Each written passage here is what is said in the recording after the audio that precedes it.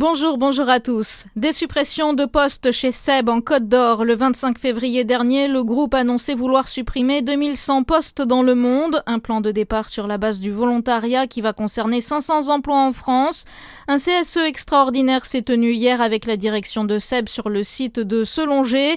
Sur ce site, 27 emplois seraient supprimés. Le premier projet d'accord sur l'accompagnement sera présenté par le groupe SEB mercredi prochain. Près de 290 millions d'euros engagés pour soutenir l'économie, les territoires et la transition écologique en Bourgogne-Franche-Comté. Les élus de la commission permanente de la région ont validé hier à Besançon cette enveloppe globale répartie entre de nombreux dispositifs. Objectif: accompagner les entreprises, soutenir les collectivités locales, accélérer la transition écologique et renforcer l'accès à la culture sur l'ensemble du territoire. Dans l'actualité aussi, pas de désescalade en vue au Moyen-Orient alors que la guerre entre dans sa deuxième semaine.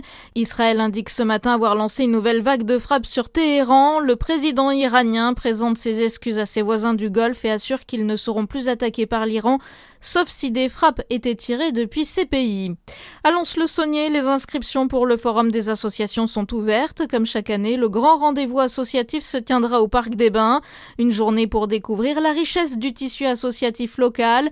Le forum se tiendra le dimanche 6 septembre pour une journée pleine de rencontres et de démonstrations. Les inscriptions sont ouvertes jusqu'au 30 avril. L'élan Chalon lance ses cartes à collectionner. En partenariat avec un sponsor, l'élan Chalon a décidé de faire un coup marketing en partageant ses joueurs via des cartes à collectionner. Pour l'instant, seuls les joueurs de l'effectif professionnel, l'entraîneur Elric Delors et la mascotte Scott sont disponibles.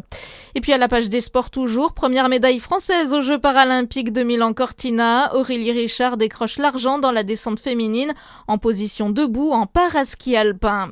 Bonne journée sur Fréquence Plus.